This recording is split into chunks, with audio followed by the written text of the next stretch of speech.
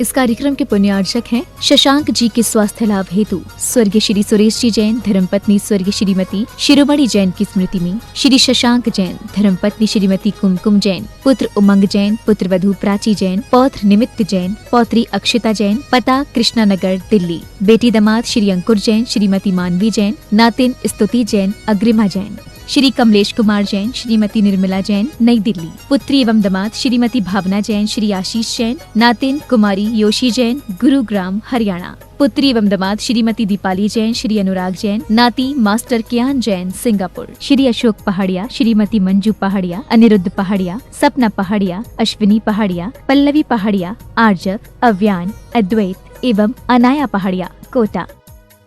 श्री राजकुमार जी, श्रीमती अनीता जी टोंगिया, जयपुर, राजस्थान।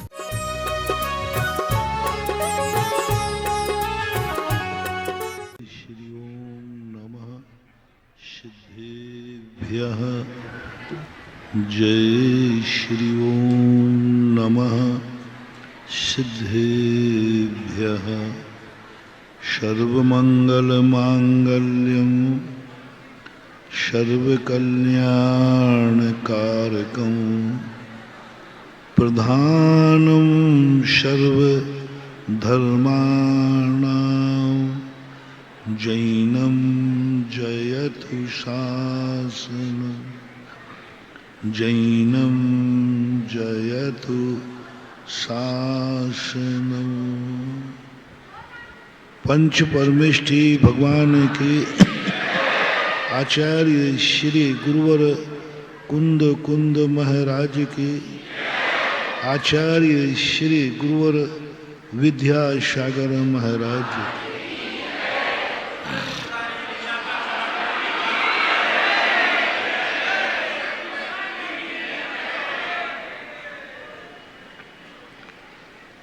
दुनिया में जो कुछ भी है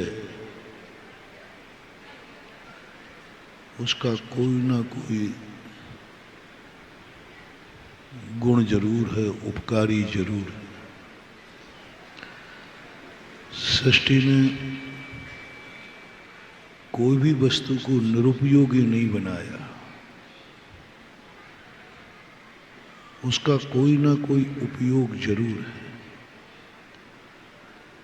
व्यक्तिगत अहितकारी हो सकती है, लेकिन वस्तु स्वभाव से अहित के लिए नहीं बनाई जाती। जब भी किसी भी वस्तु का दुनिया में अस्तित्व होता है तो उसका कोई ना कोई उपयोग दुनिया में है। पहला निर्णय ये करना चाहिए। कोई भी वस्तु हो, जहर हो चाहे अमृत हो, कांटे हो या फूल हो, सुख हो अथवा दुख हो, सुगंध हो या दुर्गंध हो, पुण्य हो या पाप हो, कोई भी वस्तु दुनिया में है वह किसी न किसी उपयोग की है। व्यर्थ की कोई भी वस्तु दुनिया में नहीं है और अहितकारी दुनिया में कोई वस्तु नहीं है। वस्तु की दृष्टि से देखो, जहर हमें अहितकारी है, लेकिन उस जहर को सांप की दृष्टि से देखो, वह उसके लिए हितकारी है। सांप से पूछो कि भाई जहर कैसा है, वो कहता है यही मेरी जिंदगी की सुरक्षा है। वो जहर बनाता है, मुख में निर्माण करता है। तो जब विहंगम दृष्टि डालते हैं, ज्ञेय दृष्टि जब आती है, ज्ञेय दृष्टि, हमारे यहाँ 3 दृष्टियां कही गई। पहली ज्ञेय दृष्टि, दूसरी ज्ञान दृष्टि, तीसरी स्वार्थ दृष्टि। ज्ञानी तीनों दृष्टियों को चलता है, लेकिन पहले ज्ञेय दृष्टि जानो। और ज्ञेय दृष्टि में जो भी तुम देख रहे हो अपनी दृष्टि से मत देखो, वस्तु की दृष्टि से देखो।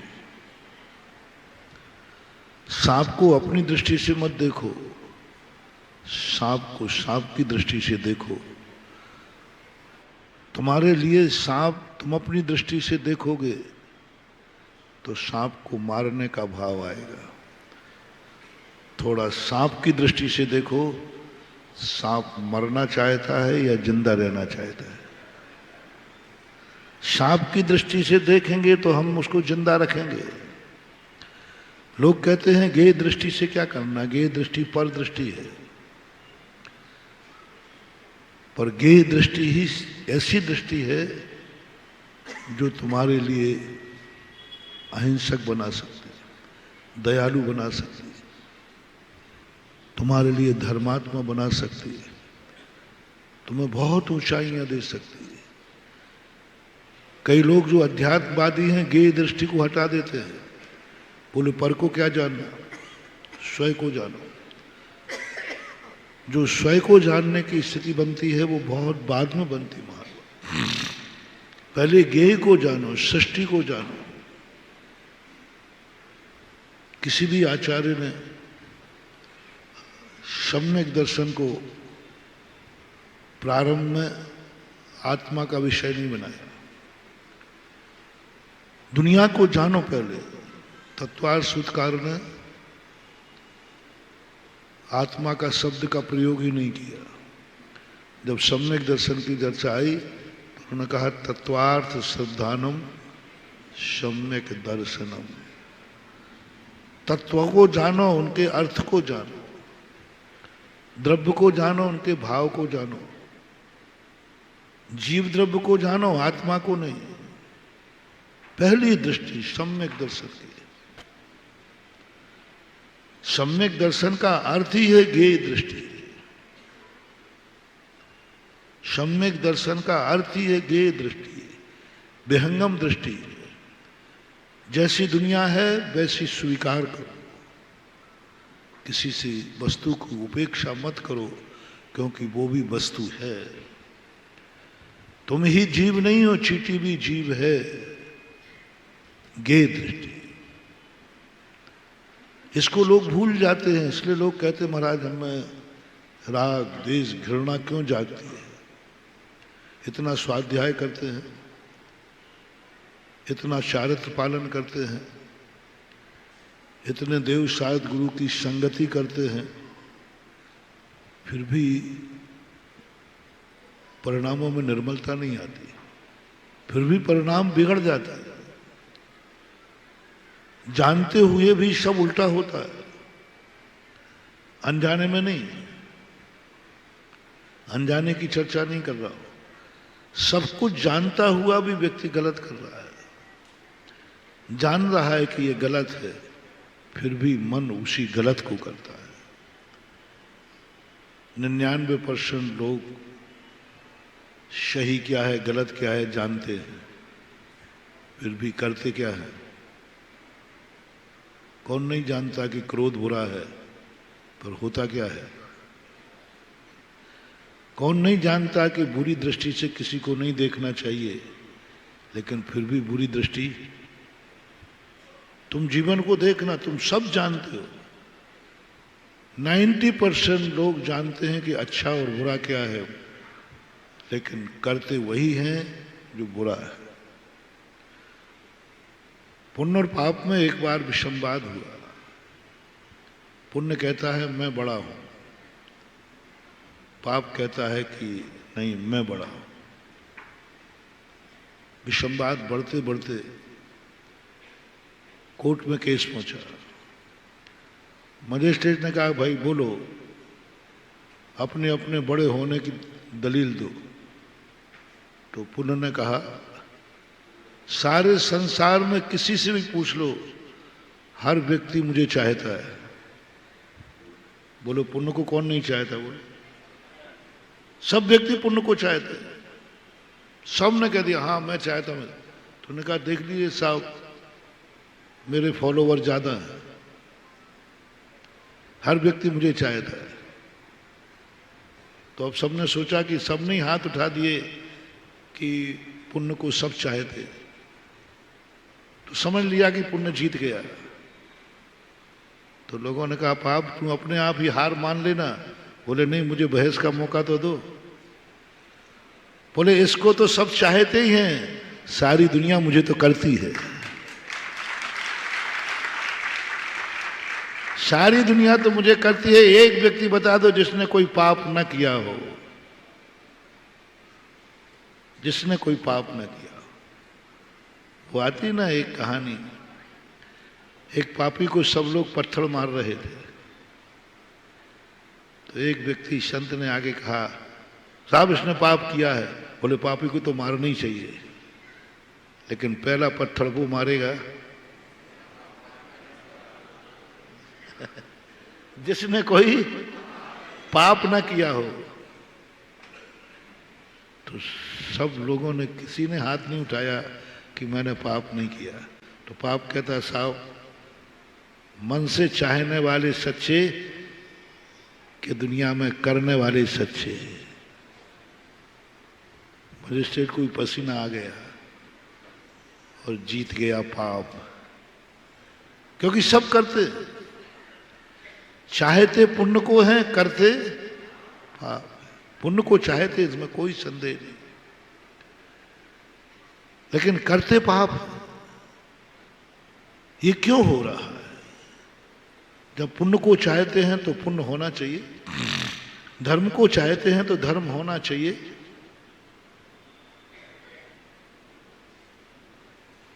जब हम क्रोध नहीं चाहते हैं तो क्रोध नहीं आना चाहिए। हम गलत कार्य नहीं करना चाहते हैं तो गलत नहीं होना चाहिए। होगा महान, होगा। लाख ज्ञान प्राप्त कर लो, तुम कभी भी अपनी दृष्टि में पाप से मुक्त नहीं हो पाओगे। कितने भी तुम साधु बन जाओ तो भी नहीं हो पाओगे, धर्मात्मा बन जाओ तो भी नहीं हो पाओगे, मंदिर में बैठ जाओ तो भी नहीं हो पाओगे, पूरा द्वादशांग पढ़ लो तो भी तुम कहीं ना कहीं से तुम्हारा मन पाप कर ही लेगा। कभी मन से, कभी वचन से, कभी काया से, कभी कृत से, कभी कार्य से, कभी अनुमोदना से। 108 द्वार हैं पाप के। कितने पे चौकीदारी करोगे? और तुम अकेले हो। आत्मा अकेली आत्मा है, और दुश्मन के आने के दरवाजे कितने हैं?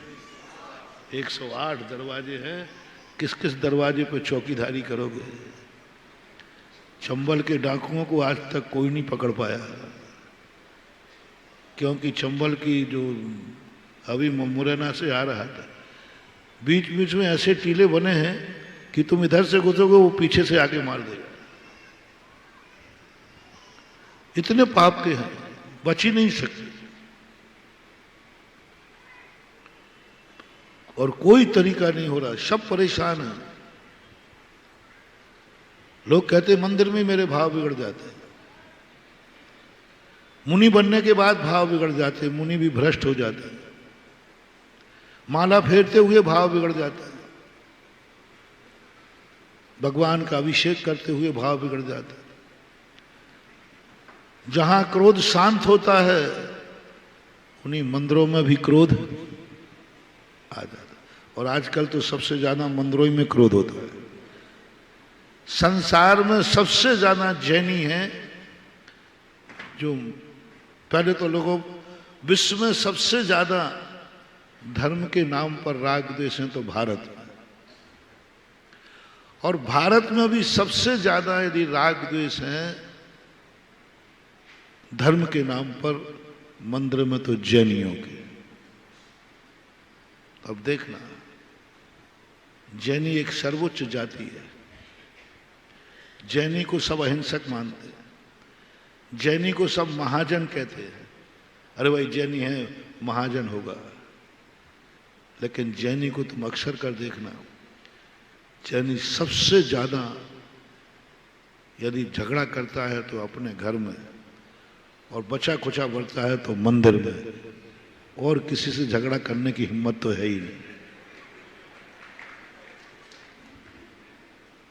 सबसे ज्यादा जैनियों में राग द्वेष है मंदिरों में, मंदिरों के काम में।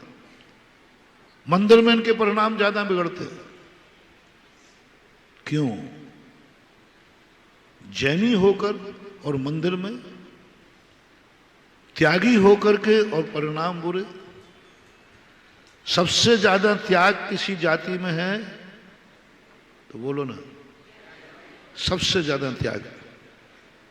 और त्याग सबसे ज्यादा है फिर भी राग द्वेष ज्यादा। सबसे ज्यादा धर्म करते हैं जैनी, लेकिन फिर भी अधर्म हो जाता है।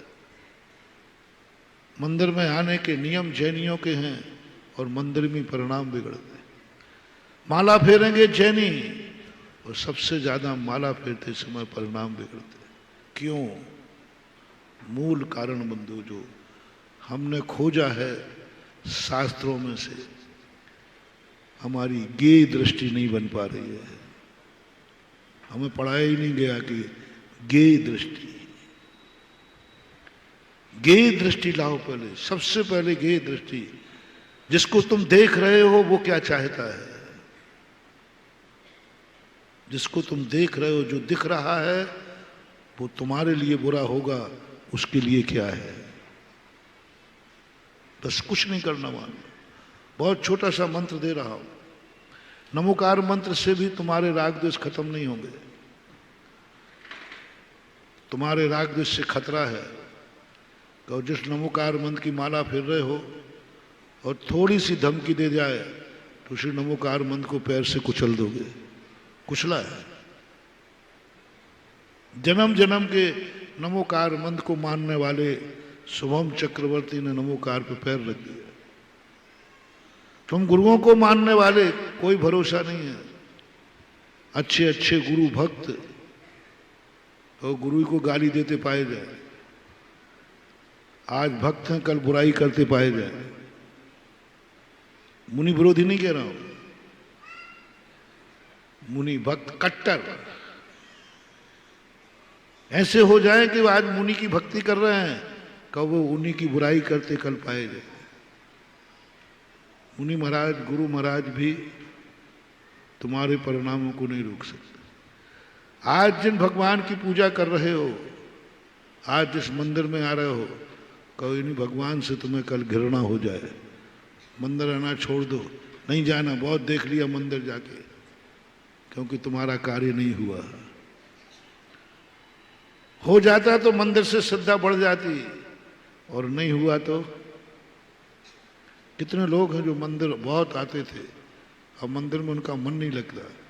क्यों महाराज? मेरा कोई काम नहीं हुआ, एक भी काम नहीं हुआ। भगवान भी आपके बिगड़े परिणामों को नहीं सुधार सकते।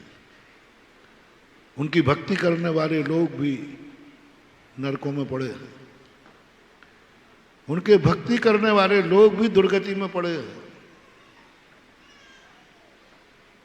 रावण हर दर्शनकार में भगवान का भक्त था। सभी दर्शनकारों ने रावण की भक्ति का प्रशंसा की, लेकिन भक्ति के बाद भी कहां गया? भगवान भी नहीं सुधार पाया, भगवान की भक्ति भी नहीं सुधार पाई। गुरुओं की भक्ति की रावण ने बिगड़ गया। आप लोग अपने आप देख लो। कोई जरूरी नहीं कि आज तुम जिस बाप की पूजा कर रहे हो का उसी बाप को कल गालियां देते पाए जाओ, और ज़्यादा हो तो जेल में खड़ा कर दो, थोड़ा सा तुम्हें हिस्सा कम मिल जाए तो, थोड़ा सा हिस्सा कम हो जाए। जिस बाप का जन्म लिया, जिस बाप का खून शरीर में बह रहा है, थोड़ा सा तुम्हारे मन के माफिक नहीं हो पाए, तुम पिता से घृणा कर लोगे, उनकी उपेक्षा कर दोगे, बहुत बुरे भाव कर सकते हो। कितने तुम गिर सकते हो, ये तुम अपने आप से पूछो। मैंने ऐसे बेटे को गिरते देखा है। मात्र एक छोटी सी दुकान उसको जो चाहिए थी वो नहीं मिली। उसने पिता को, जीवित पिता को कह दिया मेरे लिए मम्मी पापा मर गए, कहा ही नहीं,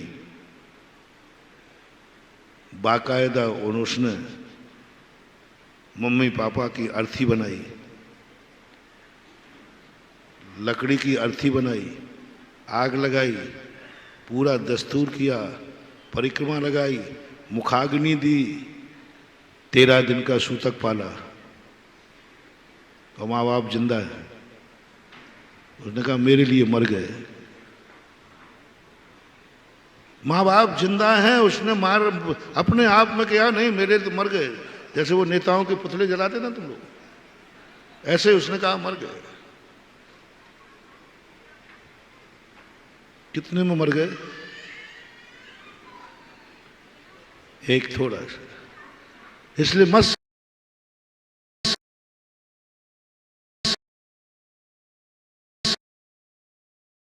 सुधार पाए मारीच को पोते को, बिगड़ गया। कितना भी गार्जियन हो बहुत कठिन है।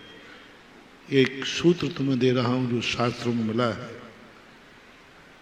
और मैंने तो जो सोचा है, यह मंत्र यदि सिद्ध हो गया तो गारंटी है तुम्हें कोई बिगाड़ नहीं पाएगा। गे दृष्टि,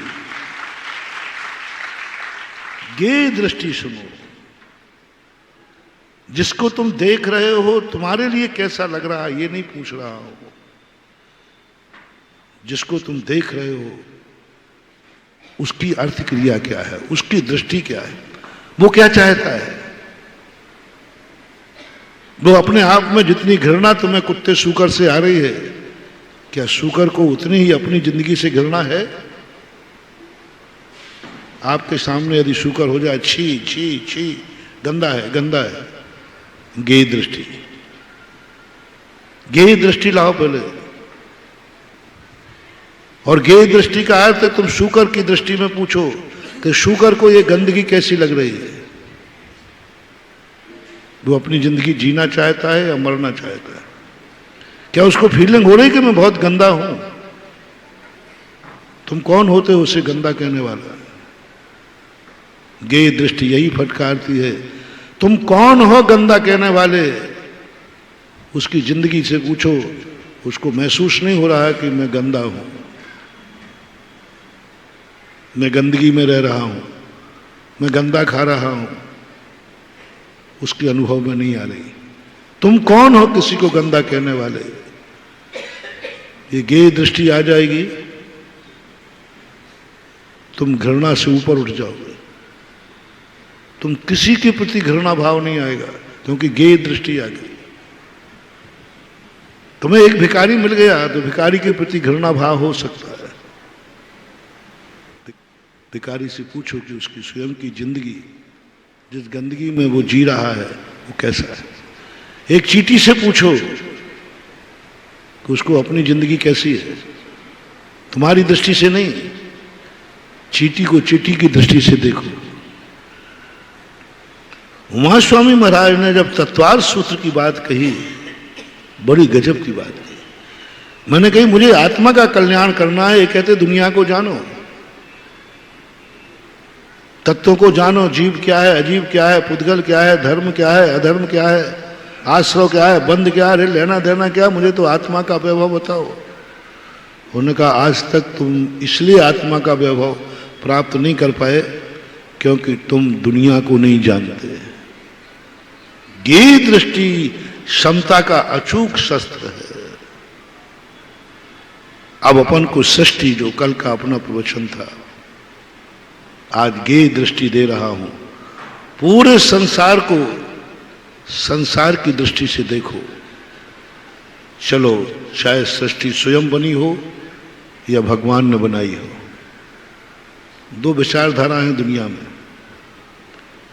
जैन विचारधारा कहती है सृष्टि स्वयं अपने आप में निर्मित है।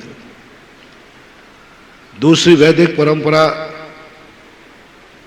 कर्तृत्ववादी परंपरा कहती है सृष्टि को भगवान ने बनाया है। हम इन दोनों से हमें अभी इस विवाद में नहीं पड़ेंगे।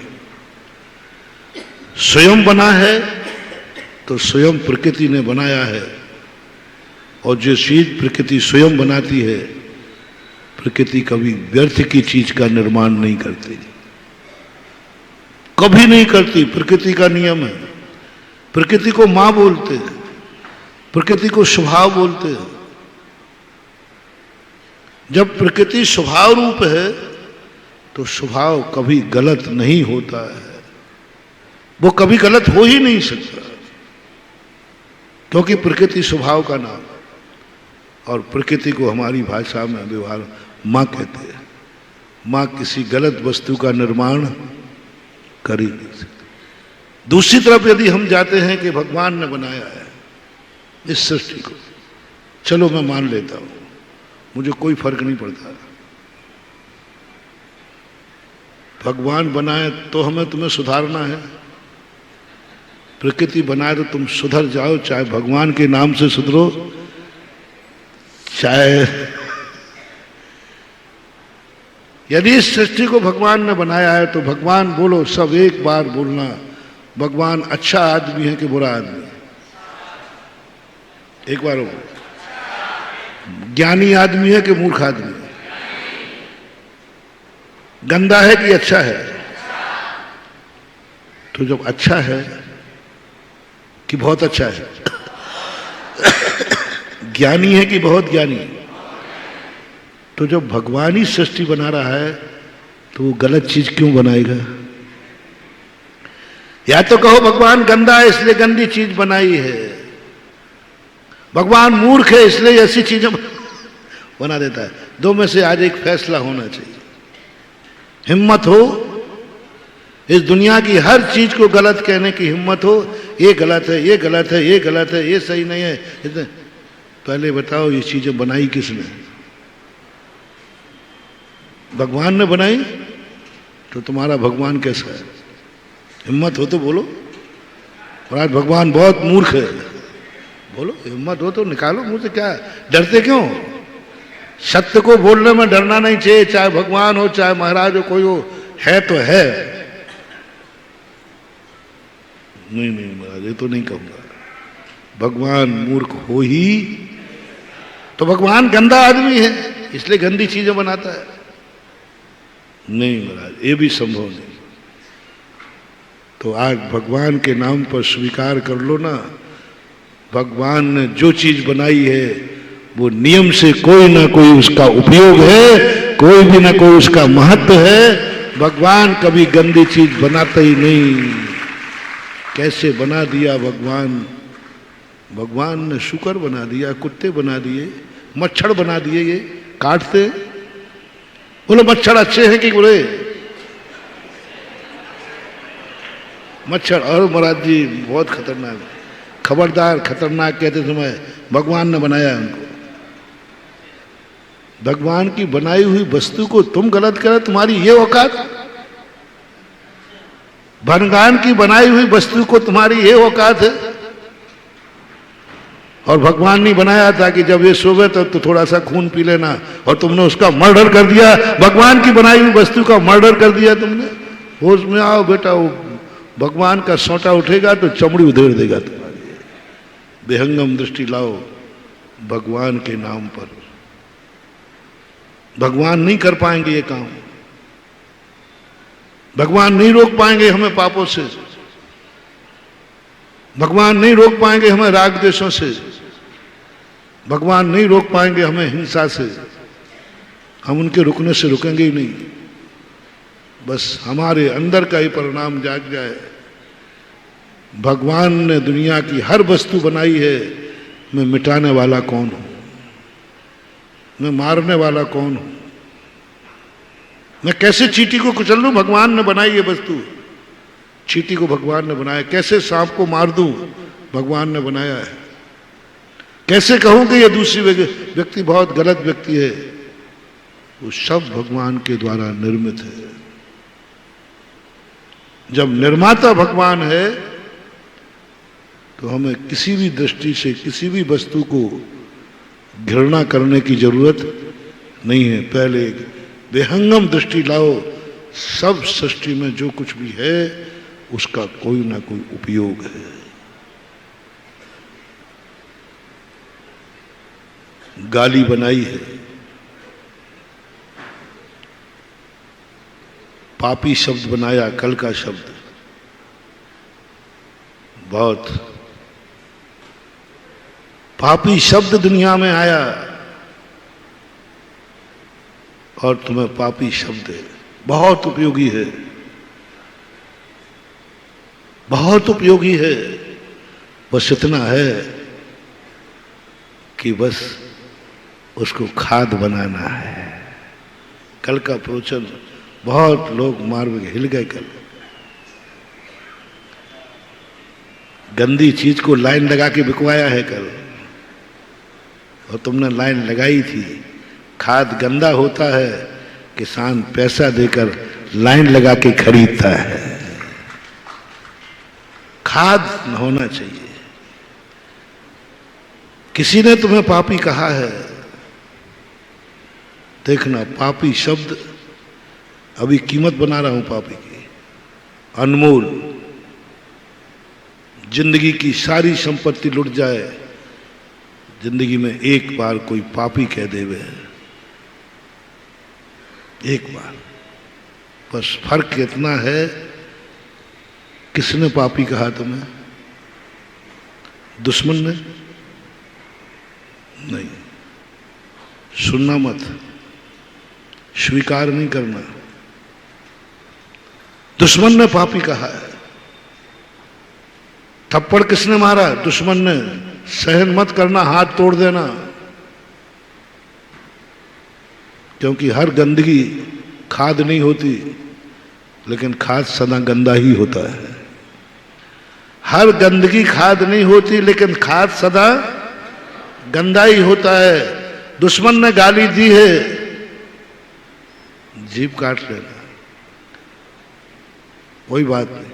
दुश्मन ने हाथ उठाया है, हाथ तोड़ देना, सहन मत करना। महाराज ये गाली दे रहा था, महाराज इसने मुझे पापी कहा, इसने मुझे थप्पड़ मार दिया। राजा आप बोलो क्या ऐसा होना चाहिए? इसने पापी कहा, थप्पड़ मारा, गाली दी, ये आप रिकॉर्ड सुन लीजिए। नीति कहती है अभी पक्ष मत लेना, अभी पक्ष मत लेना, अभी घोषणा मत करना कि हाँ ये गलत किया इसने। बस जिनवाणी पूछती है किसने दी गाली? किसने दी गाली? बोले पापा ने। नीति कहती है सही है, तेने जन्म जन्म के पुण्य किए हैं जो आज पापा ने गाली दी है। जिंदगी में इंतजार करो महानुभाव, अपनी जिंदगी का कल्याण चाहते हो तो जिंदगी में एक गाली पापा की जरूर सुनना। जिसको पापा ने गाली न दी हो वो दुर्भागा है, कर्म फूटा है, उसका कल्याण नहीं हो सकता। एक बार पापा का क्रोध चाहिए। किसने क्रोध किया है? दुश्मन ने। गलत किया है, जाओ तुम कर दो। नहीं, पापा ने क्रोध किया है, भाग्यशाली। पापा से के मुख से निकला हुआ क्रोध, पापा के मुख से निकला हुई गाली खाद होती है जो पुण्य की फसल को गुना करती है। थप्पड़ मार दिया, सुपर खाद।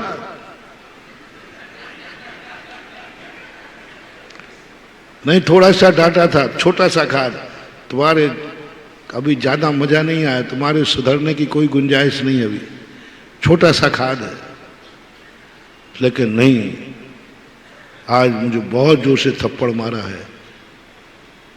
किसने मारा? पापा ने। सुपर खाद। मजे करो, मिठाइयां बांटो, तुम्हारा कल्याण निश्चित है, पक्का है।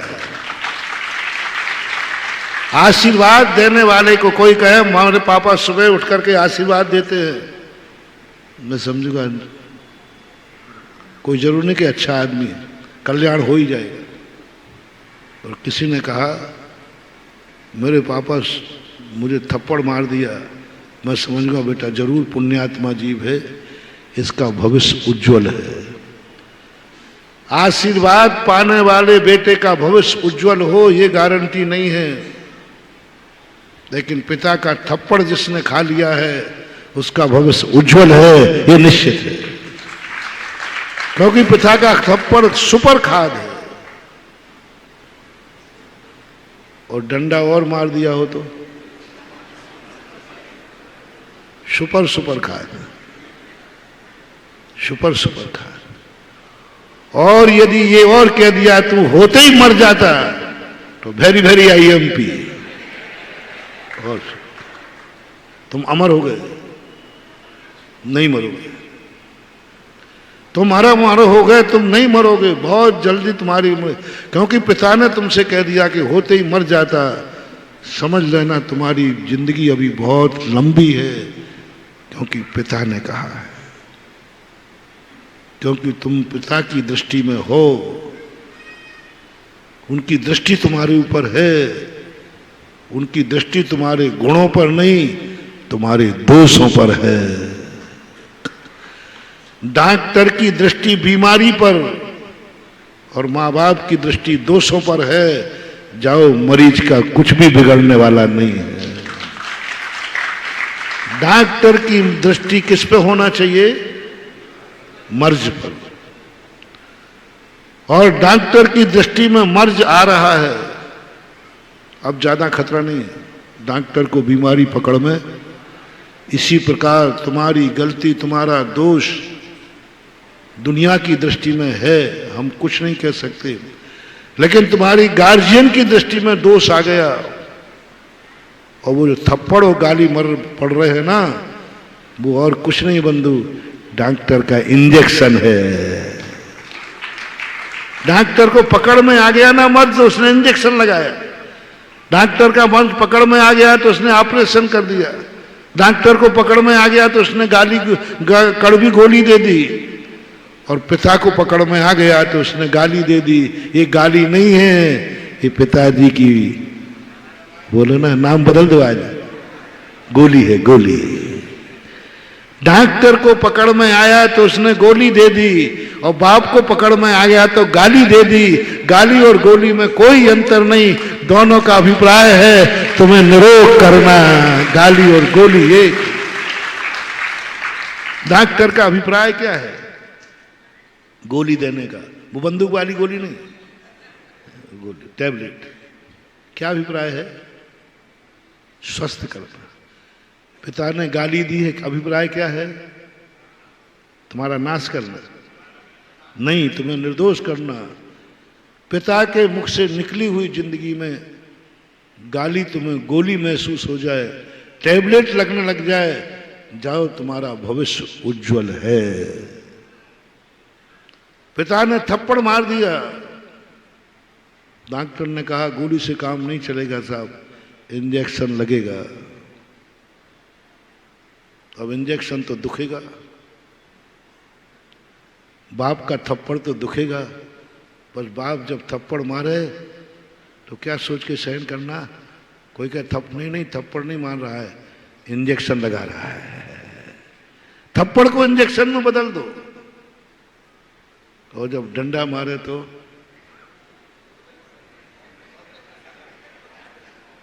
यदि बाप डंडा मार रहा हो तो समझ लेना सिर फूट जाएगा, खून आ गया।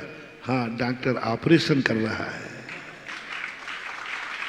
ऑपरेशन में ब्लेड आता है, काटेगा ना, ब्लेड आएगा।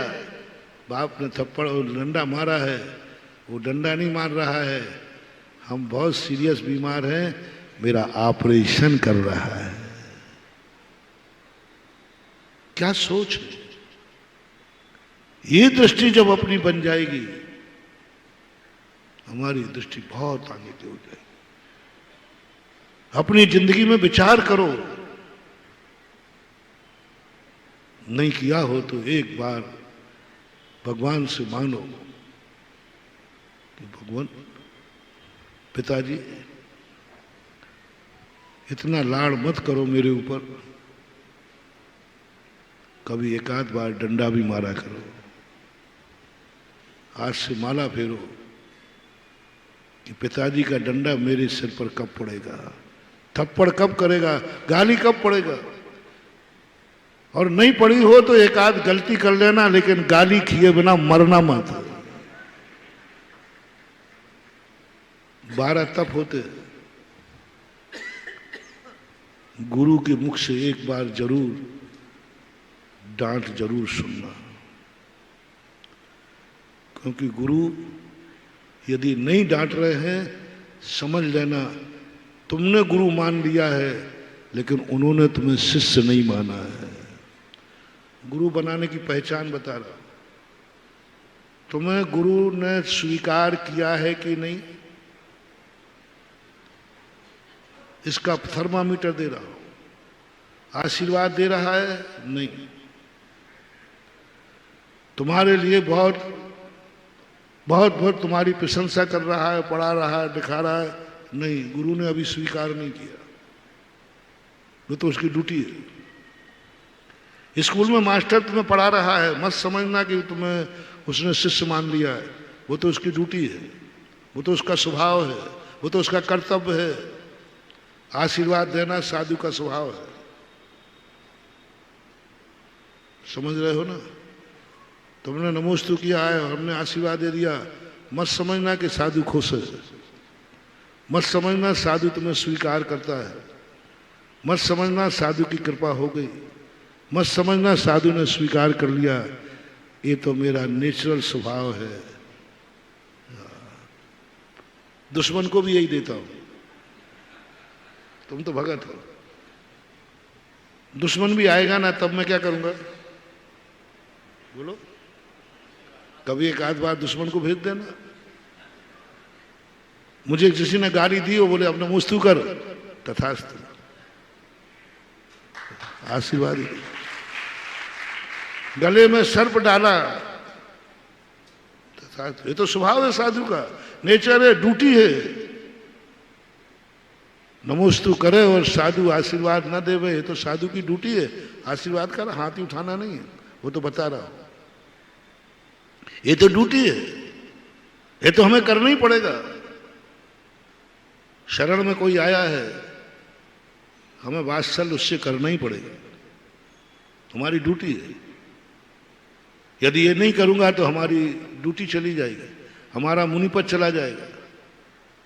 ये तो हमें करना ही पड़ेगा, चाहे दुश्मन आए, चाहे अच्छा आए, चाहे कोई भी आए, मुझे आशीर्वाद देना ही है। चाहे हाथ उठा के दें, चाहे मन से दें, चाहे वचन से दें, आशीर्वाद तो देना ही पड़ेगा। वो तो ड्यूटी है, इसमें तुम खुश मत होना। और तुम लोग किस में खुश होते हो? मुझे आज आशीर्वाद मिल गया महाराज जी का, हाँ मिल गया, लगे रहो मुन्ना भाई, लेते रहो। जिंदगी भर निकल गई, तुमने गुरु बना लिया, लेकिन गुरु ने तुम्हें शिष्य नहीं बनाया महानुभाव, क्योंकि वो तुम्हें जिंदगी भर आशीर्वाद देते रहे और तुम आशीर्वाद से बहुत खुश होते हो, बहुत खुश होते हो। महाराज ने आशीर्वाद दे दिया, आशीर्वाद। ये तुम्हारी बहुत बड़ी भूल हो रही है। तुम बहुत चूक जाओगे, तुम अनाथ हो जाओगे, तुम गुरु को खो दोगे, गुरु तुमसे दूर हो जाएगा, तुम अकेले पड़ जाओगे, क्योंकि तुम गुरु के आशीर्वाद से खुश हो रहे हो। ये गुरु का प्रेम नहीं है, ये गुरु का राग नहीं है, ये गुरु की आत्मीयता नहीं है, ये तो उनकी ड्यूटी है। मास्टर तुम्हें पढ़ा रहा है, मत समझ लेना बहुत अच्छा मास्टर है, वो तो उसकी कोर्स पूरा करना है ना, कोर्स पूरा करना है, वो तो करेगा। कुछ नहीं समझना, बिल्कुल मत समझना। और तुम यही समझते हो कितना बढ़िया मास्टर है, बढ़िया पढ़ा रहा है, कोर्स पूरा समय पे कर दिया, वो तो करेगा, ड्यूटी है उसकी। नहीं करेगा तो वेतन कटेगा, नहीं करेगा तो नौकरी जाएगी। यदि मैं कभी तुम्हारे लिए, आगरा वालों, आशीर्वाद दोनों हाथ से,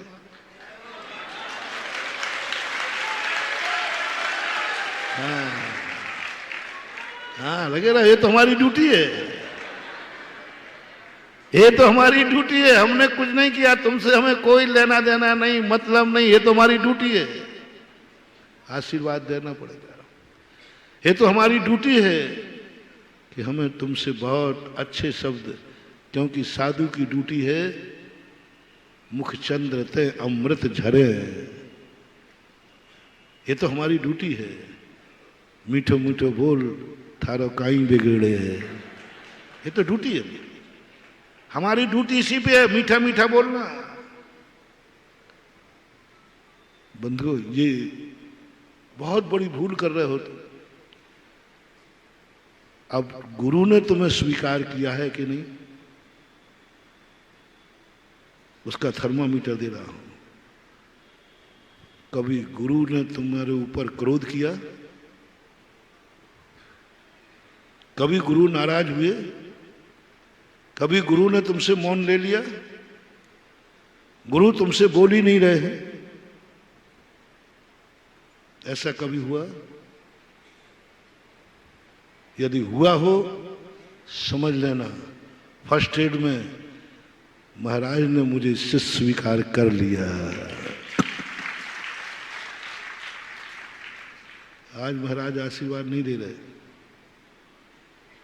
और यदि गुरु ने कभी हाथ उठा दिया हाथ उठा दिया तुम्हारे ऊपर, महानुभाव रजिस्ट्रेशन कर लो, गुरु ने तुम्हें शिष्य स्वीकार कर लिया।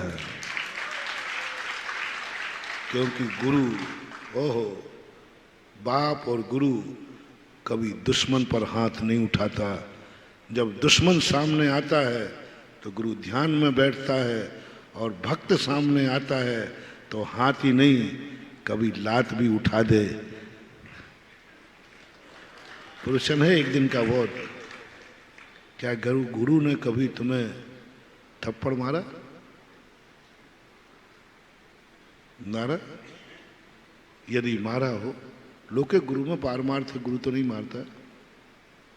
यदि मार दिया हो, निश्चित समझना गुरु ने तुम्हें शिष्य स्वीकार कर लिया, क्योंकि गुरु दुश्मन को नहीं डांटता।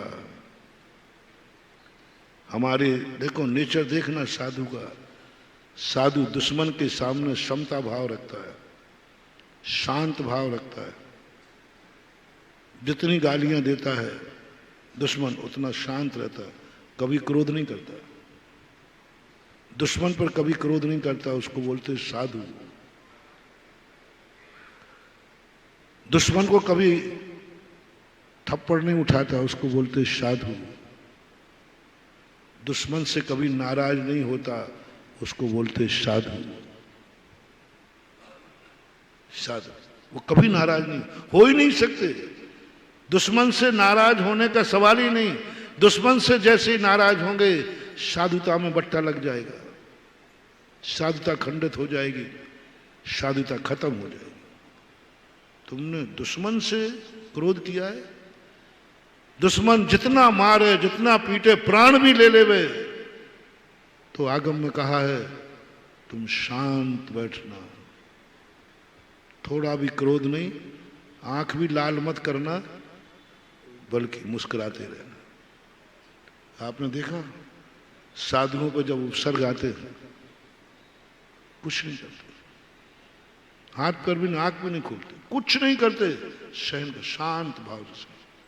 सांप डाल दो तो, घानी में फेल दो तो, गालियां दे डालो तो, कुछ नहीं करेंगे, क्योंकि गुरु ने देख लिया ये दुश्मन है,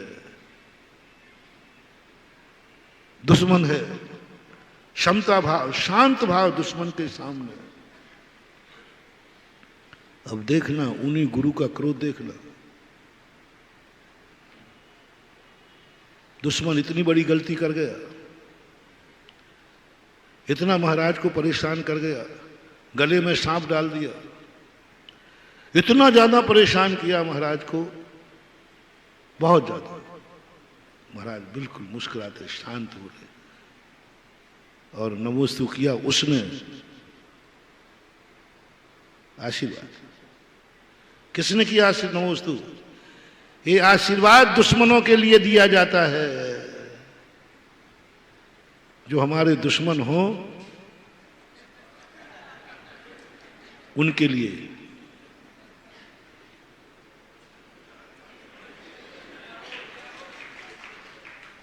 क्योंकि हमारी ड्यूटी है दुश्मन के प्रति, परीक्षा है तुम्हारी। उसने रात भर तुम्हें गले में सांप डाला ना, हाँ, दुख दिया ना, हाँ, चींटियां खा गई ना, हाँ, तो अब तुम सच्चे साधु हो के नहीं, अब वो ही सुबह तुम्हें नमोस्तु करेगा। हिम्मत है आशीर्वाद देने की, गुस्सा आ रहा है, वो हमारा एग्जाम है। दुश्मन को यदि मैंने आशीर्वाद दे दिया, मैं गोल्ड मेडल में पास हो गया। ऐसे ही नहीं दिया था महेश्वर महाराज ने, रात भर कष्ट उठाए, सैनिक ने सर्प डाला था। ऐसा थोड़ी कि हम लोगों को कष्ट होते ही नहीं, चींटी काटेगी तो कष्ट तो होता है, लेकिन करे क्या, एग्जाम है। अब एग्जाम में पास, चींटी काट रही जब पास नहीं हुए हम, गले में सांप डाला तब पास नहीं हुए, उसने कठोर शब्द बोले तब पास नहीं हुए, हमें पास का सर्टिफिकेट कम मिलता है। अब वो नमोस्तु करेगा तो तुम्हें आशीर्वाद देना, आशीर्वाद दे सको, कल्याण कर सको, उसके लिए कह सकते हो कल्याण भवतु, आशीर्वाद। थोड़ा अपनी तरफ से देखो, तुम्हारे दुश्मन को शांति धारा कराना है, उसका कल्याण हो। परम दुश्मन है तुम्हारा, और उसके लिए भगवान से कहना, भगवान मेरा पड़ोसी है, परम दुश्मन है, उसकी बीमारी दूर हो जाए, करा दोगे? और महाराज जी मरवे की कराऊंगे, जल्दी मर जाए, और जल्दी मर जाए। यही सबसे बड़ी जैन दर्शन की क्षमता और सज्जनता और साधुता है कि जिस दुश्मन ने तुम्हें बहुत परेशान किया है, क्या हिम्मत है तुम्हारी उसको आशीर्वाद देने की? हिम्मत है तुम्हारी उसके कल्याण की भावना भाने की? हिम्मत है इसका भी कल्याण हो उसके प्रति। यशोधर महाराज का वह प्रमाण पत्र, यदि वो सुबह आशीर्वाद नहीं देते तो वे मुनि पद में फैल हो जाते। तुमने साधु के प्रति कितने बुरे भाव किए, और यदि मैं तुमसे क्रोध हो जाऊं, मैं तुमसे नाराज हो जाऊं, तो मैं मुनि पद में फैल हो जाऊंगा, क्योंकि मैंने अपने दुश्मन पर क्रोध किया है। समझने का प्रयास करना, मुझे गुस्सा इस पे आया है क्योंकि इसने मुझे बहुत कष्ट दिए हैं, बहुत दुख दिए हैं, मेरे लिए गालियां दी हैं, मेरा अपमान किया है, और मुझे गुस्सा आ रहा। कायदा से आना चाहिए कि नहीं? कायदा से आना ही चाहिए, क्योंकि उसने बुरा किया है। जिनवानी कहती है एग्जामिनेशन है, आप इस पर क्रोध नहीं करोगे, पर ये तो गालियों पे गालियां दिया जा रहा है। बोले परीक्षा तुम्हारी है, प्रमाण पत्र तुम्हें चाहिए कि उसको? बोले हमें कुछ नहीं, शांत चुप बैठो, गुरु तुमसे कुछ नहीं बोल रहा है। और ऐसा संसार में कोई व्यक्ति नहीं है जिससे कोई गलती ना होती हो। बोलो है? ऐसा कोई व्यक्ति नहीं है जिसने कोई पाप, ऐसा कोई व्यक्ति नहीं है जिससे कोई गलती ना होती हो। बहुत बड़ी बात, बहुत ऊंची बात है मान भाव। कोई घबराना नहीं, गलती हो गई, बहुत गलती हो गई, कहीं बड़े लोगों ने मौन तो नहीं ले लिया? बड़े लोगों ने, गुरु ने मौन तो नहीं ले लिया? माँ बाप ने मौन तो नहीं ले लिया?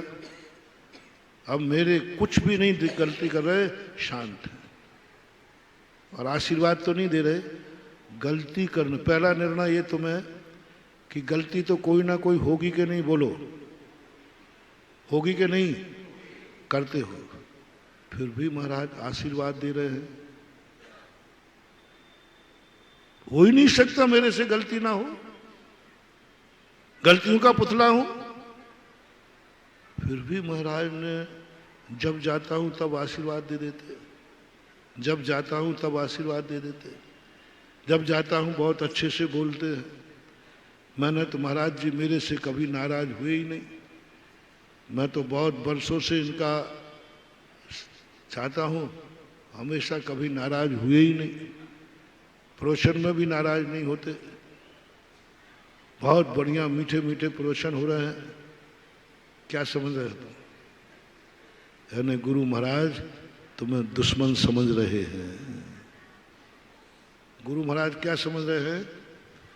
दुश्मन समझ रहे हैं, क्योंकि उनकी ड्यूटी है दुश्मन को आशीर्वाद देना, दुश्मन से खुश रहना, दुश्मन से कुछ नहीं बोलना, क्षमता भाव। दुश्मन कहे महाराज जी कोई गलती हो गई हो तो क्षमा करना, नहीं नहीं कोई बात नहीं, कोई बात नहीं। हाँ, यशोधर महाराज से कहा शरण्यक ने बाद में, महाराज जी गलती हो गई, मेरी गलती हो गई, क्षमा करना, क्षमा करना। तो महाराज नहीं नहीं कोई बात नहीं, कोई बात नहीं, कोई बात, होता रहता है, हम साधु लोग हैं, होता रहता है। समझ लेना साधु ने तुम्हें दुश्मन मान लिया है। वो वचन से भी नहीं बोलेगा कि मैं तुमसे नाराज हूं, तुमने गलत किया है, तुमने 7 नरक की आयु का बंद किया है, बहुत गलत किया है। नहीं नहीं कोई बात नहीं, कोई बात नहीं, चलेगा। समझ लेना मामला गड़बड़ है। और यदि गुरु महाराज, बड़े जन, गुरु का अर्थ बड़े लेना, जो तुम्हारे गार्जियन हैं, वो तुम्हारी गलती करने पर इतना क्रोध आया, इतना क्रोध आया कि गालियां देने लगे और हाथ उठा दिया। समझ लेना यही मेरा सच्चा गार्जियन है, पैर पड़ लेना। आशीर्वाद मिलने पर नहीं, थप्पड़ पड़ने पर। थप्पड़ पड़ने पर मेरे लिए महाराज ने थप्पड़ मारा है, महाराज ने आज मुझे पापी कहा है, इससे निश्चित है कि आगरा वालों के प्रति महाराज की आत्मीयता है और उन्होंने अपन को स्वीकार कर लिया है। क्योंकि साधु अपना मुख दुश्मनों से नहीं बिगाड़ता, अपने भक्तों पर अपने मुख को बिगाड़ता है। भक्तों के लिए करेगा, राग है, राग। गुरु ने प्रायश्चित दे दिया, समझ लेना स्वीकार कर लिया। नहीं नहीं कोई बात नहीं, चलेगा। नहीं, प्रायश्चित दे दिया, समझ लेना एक तप दे दिया, एक तप दे दिया, तपस्वी बना दिया। और इसलिए 3 प्रदक्षिणा देकर उनने नमोस्तु कर दिया। प्रायश्चित मिलना, सजा मिलना बहुत बड़ी चीज है। गुरु की डांट मिलना, ये है गुरु की आत्मीयता। सच्चा शिष्य वही प्रसिद्ध होगा। हो सकता है गुरु अंगूठा भी तेरा ले ले, एकलव्य का ले सकता है। यदि अंगूठा मांग लिया, समझ लेना गुरु महाराज तुम्हें बहुत चाहते हैं। जाओ, जगत में तुम सच्चे गुरु के चेले के नाम से प्रसिद्ध हो जाओगे, क्योंकि गुरु ने अंगूठा लिया।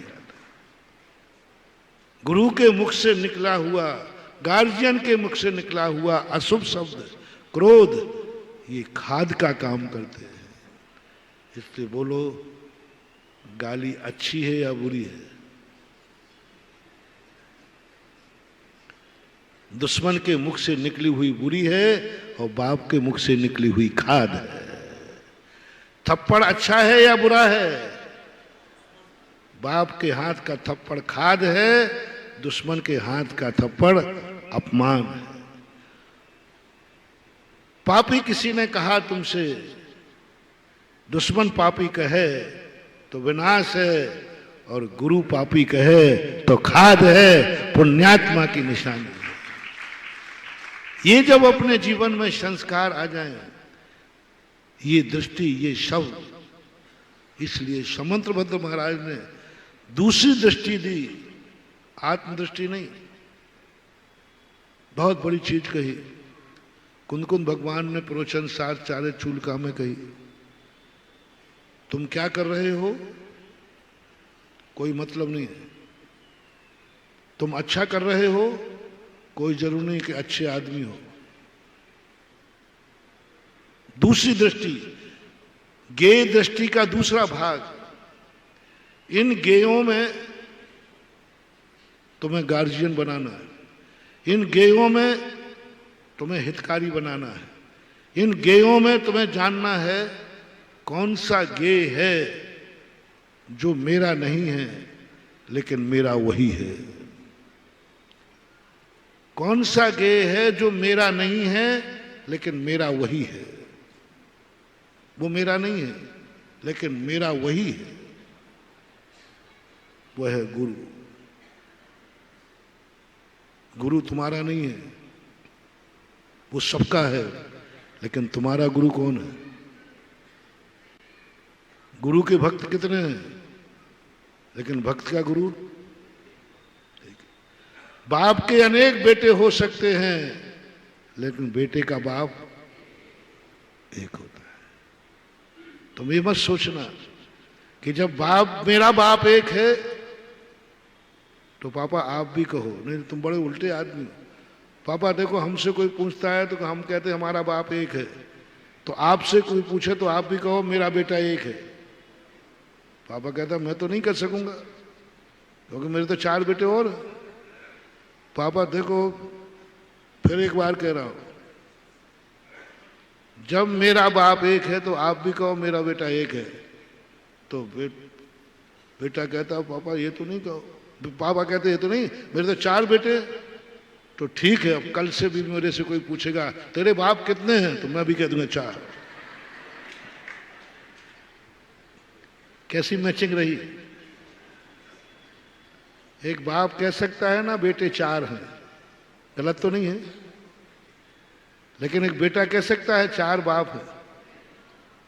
बस उसको पकड़ो जो 4 का है लेकिन मेरा एक ही वही है, जो 4 का है लेकिन मेरा वही एक है। भगवान तुम्हारा नहीं है, सारे जगत का भगवान है, लेकिन तुम्हारा भगवान गुरु सबका है। गुरु सबका है। गुरु से पूछोगे आप कहो मैं ही आपका चेला हूं, नहीं, लेकिन तुम्हारा गुरु एक।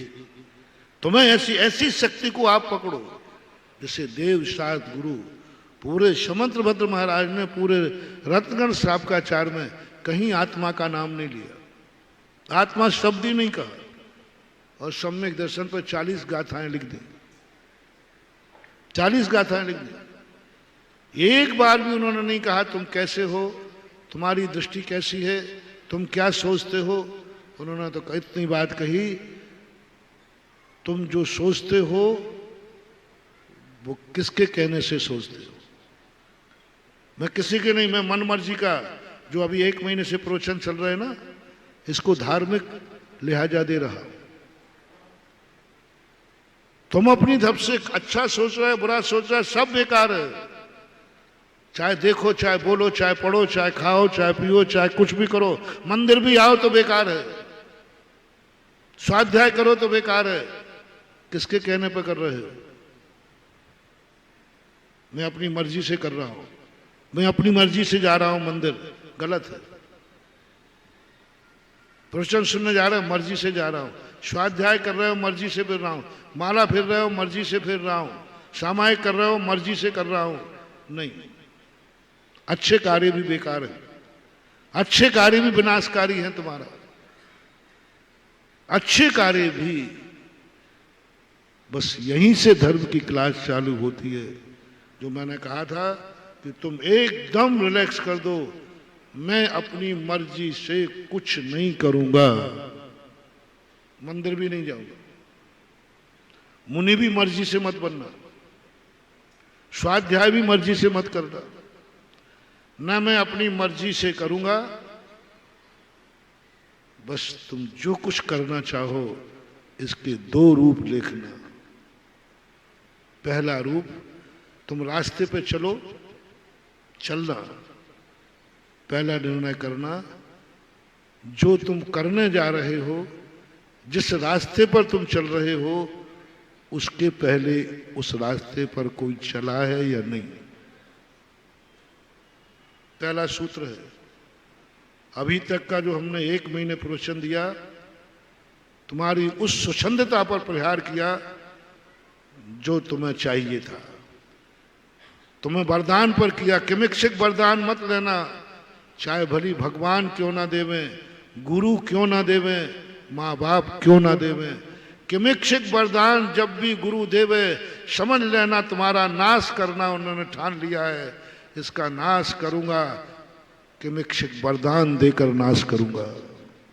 मैंने उदाहरण सुनाया था, ब्रह्मा विष्णु महेश ने रावण के नाश का यही उपाय सोचा था, वो जो मांगे वो देना है, बस इसी से उसका विनाश होगा। और मैं इस पर बड़ा प्रवचन दे चुका हूं। कभी गुरु खुश होकर तुमसे कहे कि मांग लो, क्या मांगना है, महानुभाव मांग मत लेना, गुरु ने तुम्हारा विनाश करना निश्चित समझ लिया है। तुम इतने बड़े अपराधी हो, तुम इतने बड़े अपराधी हो कि गुरु तुम पे काबू नहीं कर पा रहा है, काबू नहीं कर पा रहा है, इसलिए उसने कहा मांग, तू क्या मांगता है वही दूंगा। ये विनाश का कारण है, गुरु तुमसे थक चुके हैं। आपने देखा, बहुत छोटा सा उदाहरण देता हूं मैं। छोटा उदाहरण इसलिए देता हूं कि तुम्हें समझ में आ जाए। माताओं शेयर करना, बच्चे को आपने कहा लड्डू नहीं खाना, वो मानता नहीं, वो नहीं मानता, तो फिर माँ क्या करती है, पूरी थाली सरका दी, ये ले खा ले, बस खा ले खा ले खा ले, तुझे जो खाना है खा ले। होता है ऐसा कि नहीं? खा मत लेना बेटा, नहीं तो अब बहुत बुरी हालत होने वाली है। छू के तो दिखा, हाथ ने छू के देखा, मांग रहा था, तेरा यदि माँ ने कह दिया ले खा ले, तुझे जितना खाना है, जो खाना है खा ले, मैं कुछ नहीं बोलती हूं, मर जाना भूखे, उस थाली का एक दाना मत खा देना, क्योंकि माँ थक चुकी है, उसने पूरी थाली सरका दी है। माँ कभी पूरी थाली बच्चे को नहीं देती, अपने हाथ से जितना खिलाना है उतनी खिलाती है, तो बेटे के प्रति माँ की ममता है। और पूरी थाली सरका दी, समझ लेना खा ले, मर तू, मर जा, तेरा जो कुछ होना हो। ऐसे ही गुरु कभी कह दे मांग ले, तुझे क्या मांगना, जो मांगेगा दूंगा, हाथ मत लगा देना, मांग मत लेना। गुरु ने तुम्हारा विनाश निश्चित कर दिया है। अब इससे पिंड छुड़ाना, ये मरे बिना नहीं छूटेगा, इसलिए मांग ले जो मांगना है, मांग ले जो मांगना। बाप ने कह दिया मांग ले जो मांगना है। आजकल ये बहुत बड़ी आदत पड़ रही है, जन्मदिन आया, बच्चा बेटा क्या मांग ले, क्या मांगना है, वो तो कहता बाबा मोबाइल दे दो। वो मांगेगा कि सम्य शिखर की वंदना करा दो, वो क्या मांगेगा, बोलो बच्चा क्या मांगेगा, मोबाइल दे दो, दे दो, हाँ दे दूंगा महाराज। तुम बेटे के बाप नहीं हो, दुश्मन हो, और बेटे से तुमने दुश्मनी निकाल दी। ए पकड़ मोबाइल, मर तो मर, 100 बार मर, मेरा क्या जाता है। तो जो बाप, जो गुरु अपने लोगों को किमिक्षिक वरदान देता है वो दुश्मन है, और जो बेटा दुश्मन ले किमिक्षिक वरदान स्वीकार करता है उसका विनाश निश्चित है। अपने बड़ों से नहीं, छोटा किमिक्षिक वरदान देवे तो दे देना, बड़ों से नहीं लेना, भगवान से नहीं लेना, गुरु से नहीं लेना, माँ बाप से नहीं लेना, गार्जियन से नहीं लेना। समंत भद्र महाराज कहते हैं कि तुम पहले उसको चुनो जो कार्य तुम करना चाहते हो, उस कार्य को किसने किया है पहले, जो तुम करना चाहते हो। कुछ भी कोई मैं निषेध नहीं कर रहा। तुम्हें शराब पीना है, पी लेना, तुमसे पहले किसी ने पी है क्या, उसका नाम बता देना। तुम्हारा नाम नहीं पूछा, तुम तो पी लेना, तुम तो पी लेना। तुम्हारे पहले किसने पी है क्या? तुम डाकू बनना चाहते हो, उसके पहले डाका डाला क्या किसी ने? तुम साधु बनना चाहते हो, उसके पहले कोई साधु बना क्या? तुम भगवान बनना चाहते हो, उसके पहले कोई भगवान बना क्या?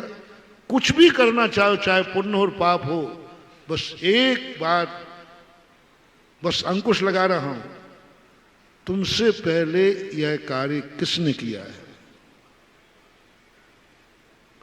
उसका नाम चाहिए, उसका एड्रेस चाहिए, उसके क्या हाल है वो चाहिए। शराब पीने वाले को चाहिए, तुम्हारे मन का माफिक ले रहा हूं मैं, मुनि को नहीं ले रहा हूं। उसके पहले किसने पी शराब?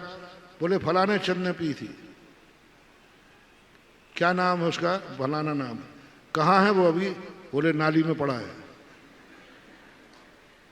बस बस, अब ज्यादा गड़बड़ नहीं करूंगा। नाली में पड़ा है तो तुम्हारे पहले उसने पी थी, वो नाली में पड़ा है, तो तुम पियोगे तो कहां पड़ोगे? बोले नाली में। फिर मैं नहीं रोकूंगा, जब उसने तय कर लिया नाली में पड़ना, अब रोकने से कोई फायदा नहीं। और यदि तुमने कहा कि नाली में पड़ा है, ओह, इसी आगरा से एक बार मैंने कानपुर बिहार किया। हमने बहुत रात्रि भोजन पर प्रवचन दिए, तुम लोग नहीं सुधरते। मंदिर बुलाया, सब बुलाया। मैंने कानपुर में एक लेटेस्ट नई खोज की, मैंने कोई को रात्रि भोजन त्याग नहीं करना, कुछ नहीं को, बस, और मंदिर भी नहीं आना। कल कोई मेरे प्रवचन सुनने नहीं आएगा। कल सभी लोग सुबह उठ करके शूकर दर्शन करेंगे, देव दर्शन नहीं, गुरु दर्शन नहीं, शूकर दर्शन करेंगे। और विधि में बताता हूं, सुना दुनिया के साधु देव दर्शन विधि सिखाते हैं, मैंने विधि बताई। बिल्कुल बढ़िया चावल ले जाना और उसको देखना चाहिए। जैसे अपन भगवान को कहते ना, जाते पहले भगवान को देखो, देख करके उसकी हालत देखो कैसी है, कैसा लग रहा है। कहां मिलेगा वो? कहां मिलेगा वो? मंदिर में। अब कहां मिलेगा वो देख लेना। क्या कर रहा होगा? बढ़िया शाकाहार कर रहा होगा, गंदे पर देख लेना। और देखते ही बस, इसने भी कल अभक्ष खाया था, रात में खाया था, सो यहां आया, अब तुम भी रात में खाओगे। तो क्योंकि ट्रेन तो जिसकी जहां जाती वहीं जाएगी। उसने खाया था तो यहां पड़ा आज वो, अभक्ष खाया, भक्ष वक्ष का विचार नहीं खाया, दिन रात का भेद नहीं किया, इसलिए वो शूकर बना। पूज्यवर रविशरण महाराज पद्म पुराण में, मैं अपनी तरफ से नहीं बोल रहा हूं, पद्म पुराण रविशरण महाराज ने लिखा है। बस, यानी जो रात में खावे, अभक्ष खावे, वो शूकर बनता है। और शूकर नाली में रहता है, शूकर गंदगी खाता है, और तुम भी खा रहे हो, तो तुम्हारी लक्ष्य क्या है? कांप गई आत्मा। हजारों लोगों ने रात्रि भोजन त्याग दिया। रास्ते में जिन जिन ने वहां सुना, सबने त्यागा। मैंने की वाह रे वाह, मैंने की भगवान आपके दर्शन से चमत्कार नहीं हुआ, आपके दर्शन से चमत्कार नहीं आया, ये शूकर दर्शन का कमाल है।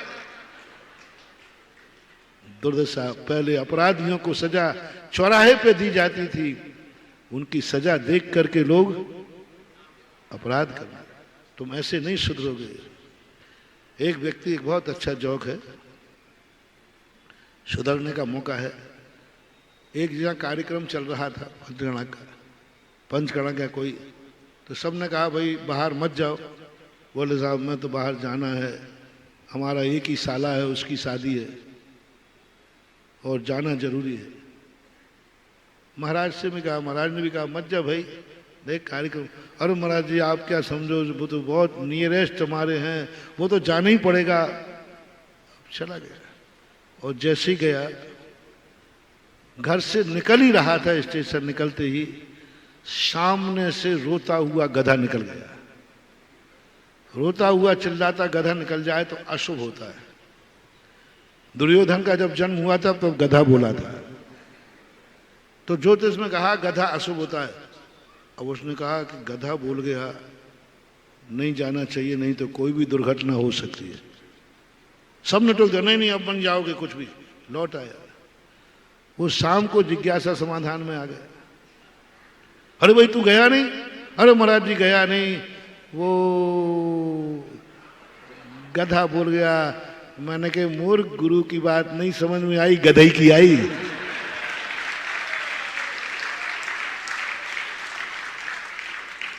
गधई की बात समझ में आई, गधा बोला अरे गुरुजी तुम्हारी बात समझ में नहीं आएगी, इसको गधे की बात समझ में आती है। कैसा रहा प्रवचन? महाराज का कि गधा का? यानी रोक पाया तो गधा रोक। अब नहीं रहा वो अकेला इकलौता साला।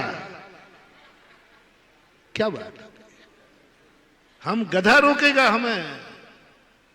ज्ञानी वो है जो गुरु के कहने पर रुक जाता है, और अज्ञानी वो है जो कर्म के गधा रूपी कर्म के कहने पर रुकता है। तुम कौन? भगवान का दर्शन तुम्हें नहीं सुधार पाया, शुकर दर्शन सुधार पाया। जब तुमने देखा कि ये दशा होती है,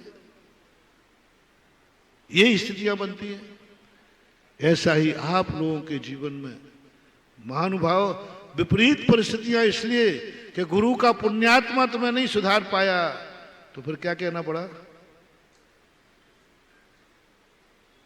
यदि मीठे ही वचन से सुधर जाते तो नहीं सुधरोगे। तब कठोर वचन भगवान को, गुरु को, जिनवाणी को, कुंद कुंद भगवान तक भी इतने क्षमता परिणामी, कुंद कुंद समता की मूर्ति है, लेकिन वे भी कहते हैं, थक जाते हैं, मूर्ख कहीं का। मूर्ख शब्द का प्रयोग किया, मूर्ख। कुंद कुंद भगवान मूर्ख कह दिया उन्होंने। मैंने भगवान आप बोले क्या करूं, इसके बिना तू सुधरने वाला नहीं है। तो हमारी जिंदगी के दो तरीकों को अपना करके बस सबसे पहले जो अपन आज भूमिका बनाए कि आपने जो कर रहे हो उसके पहले वह कार्य किसने किया है। आज जो सबसे बड़ी घड़ी हो गई, प्रथमान योग सबसे पहले पढ़ना चाहिए। आज जितने पंडित वर्ग हैं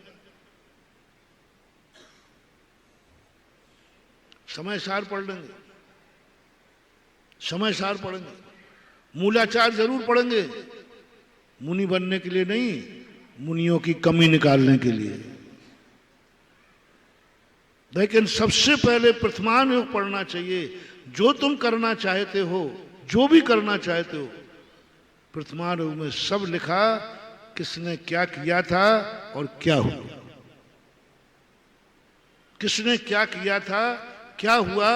हर व्यक्ति को यदि अपना कल्याण करना है तो स्वाध्याय में सबसे पहले प्रथमान योग का ज्ञान करें। और प्रथमान योग का यदि ज्ञान हो गया, गारंटी मेरी है तुम भटकोगे नहीं। क्योंकि जैसे ही तुम रात में खाओगे, कौन दिखेगा? भगवान दिखेगा, तुम बेसरा में खा जाओगे। क्योंकि अभी तक तुमने भगवान का दर्शन किया। गुरु दिखेंगे तो भी तुम खा जाओगे, तुम बहुत बेशरम हो। अब मैं खाते समय किसको दिखा रहा हूं? मुझे विश्वास है इतने गंदे तो नहीं हो कि वो दिख जाए कि देखो ये फल ये है, दुर्गति का फल ये मिलता है। ऐसा वर्णन जब शास्त्रों में मिलता है, लेकिन ये उनके लिए है जो स्वेच्छा से चलना चाहते हैं, जो मानना नहीं चाहते हैं, उनके लिए है। जो कल मैंने कहा था, उनके लिए कहा जाता है कि तुम अब ये दर्शन करके आओ, फिर तुम्हारी मर्जी। जिसने ये कार्य किया था उसका हश्र ये हुआ है। ये बात जब तुम्हारे मन में आ जाए, अब तुम क्या करना चाहते हो, तुम कैसे हो, हमें इससे कोई लेना देना नहीं। जो आगे चल रहा है तुमसे वो कैसा है, वो कैसा है, उसकी हालात क्या है, उसका जीवन क्या है, उसको बस ध्यान में रखना है हमें।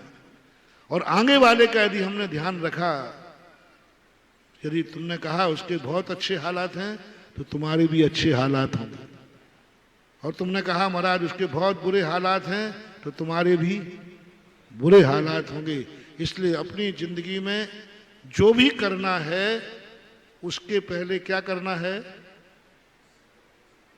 बोलो, वह कार्य तुमसे पहले किसने किया और उसका पूरा बायोडाटा, पूरी जानकारी, उसके जीवन में कितने उतार आए, कितने चढ़ाव आए, अंत में उसका फल क्या हुआ, जो तो नियम ले लिया, मैं अपनी इच्छा से नहीं देखूंगा,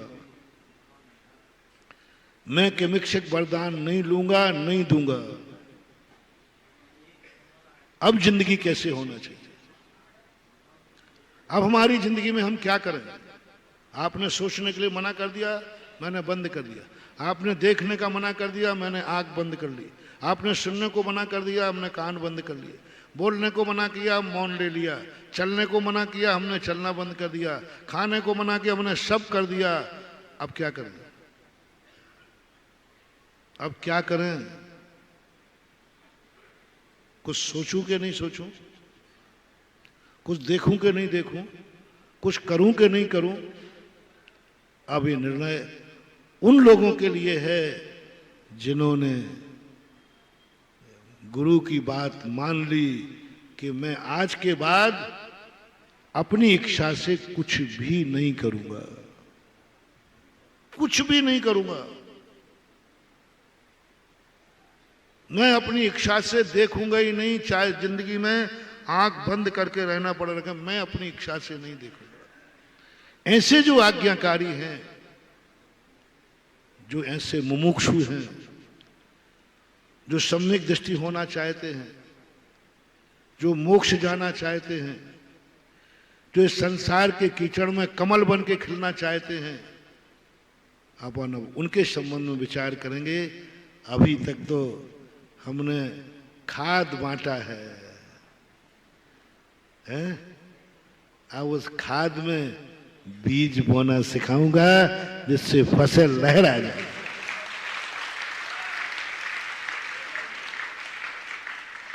मेरा भाव यही है, मेरा भाव यही है कि तुमने जो मेहनत, तुम्हारा फसल है वो कई गुनी आवे, लेकिन बिना खाद के आती नहीं ना। इसलिए खाद बिछ चुका है, खाद तुम ले चुके हो, खाद तुम खेत में डाल चुके हो। जिसने नहीं लिया वो 24 घंटे में ले ले। खाद है पापी कहीं का। बोलो तुम कौन हो? तुम कौन हो? जोर से बोलो। जो नहीं बोले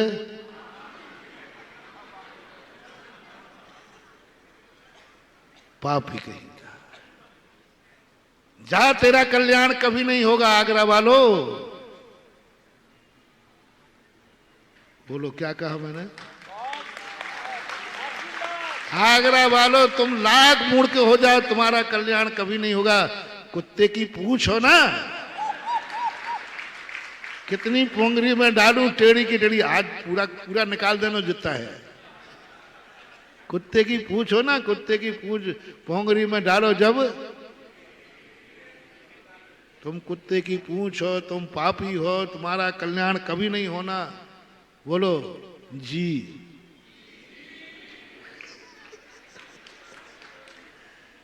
जी। अंदर बुरा तो नहीं लग रहा है? लग रहा हो तो हमारा खाद वापस करो। मैं तो उन्हीं को गाली देता हूं जो गाली को आशीर्वाद मान के स्वीकार करते हैं, उनको देता हूं। मैं तो उन्हीं को थप्पड़ मारता हूं जिनका बाप बनता हूं और बेटा स्वीकार करता हूं। मैंने पहले ही कह दिया, मैं प्रवचन में जब कभी कड़वे प्रवचन देता हूं तो कह देता हूं कृपया करके दुश्मनों न सुने, क्योंकि मेरे पसीने की कमाई है ये प्रवचन, मेरे चिंतन की कमाई है प्रवचन।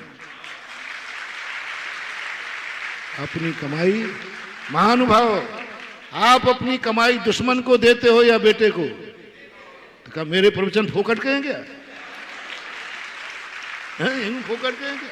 कोई डांका डाल के लाया हूं क्या? कोई जुआ पे सकरी मामा के पांसे फेर कर लाया हूं क्या?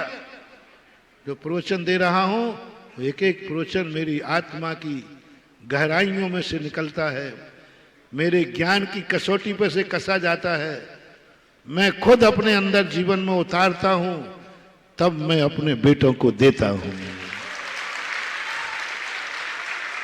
इसलिए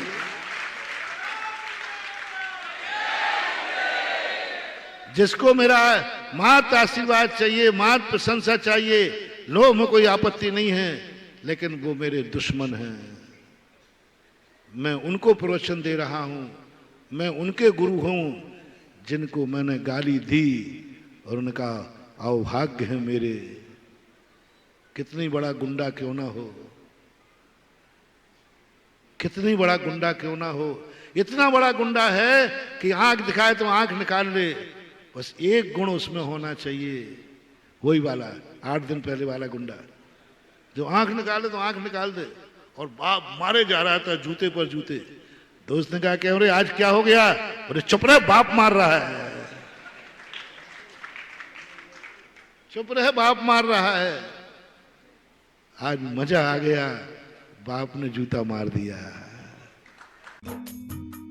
इस कार्यक्रम के पुण्यार्चक थे शशांक जी के स्वास्थ्य लाभ हेतु स्वर्गीय श्री सुरेश जी जैन, धर्मपत्नी स्वर्गीय श्रीमती शिरोमणि जैन की स्मृति में श्री शशांक जैन, धर्मपत्नी श्रीमती कुमकुम जैन, पुत्र उमंग जैन, पुत्र वधू प्राची जैन, पौत्र निमित्त जैन, पौत्री अक्षिता जैन, पता कृष्णानगर दिल्ली, बेटी दामाद श्री अंकुर जैन, श्रीमती मानवी जैन, नातिन स्तुति जैन, अग्रिमा जैन, श्री कमलेश कुमार जैन, श्रीमती निर्मला जैन, नई दिल्ली, पुत्री एवं दामाद श्रीमती भावना जैन, श्री आशीष जैन, नातिन कुमारी योशी जैन, गुरुग्राम हरियाणा, पुत्री एवं दामाद श्रीमती दीपाली जैन, श्री अनुराग जैन, नाती मास्टर कियान जैन, सिंगापुर, श्री अशोक पहाड़िया, श्रीमती मंजू पहाड़िया, अनिरुद्ध पहाड़िया, सपना पहाड़िया, अश्विनी पहाड़िया, पल्लवी पहाड़िया, आर्जव, अव्यान, अद्वैत एवं अनाया पहाड़िया, कोटा। श्री राज कुमार जी, श्रीमती अनीता जी टोंगिया, जयपुर, राजस्थान।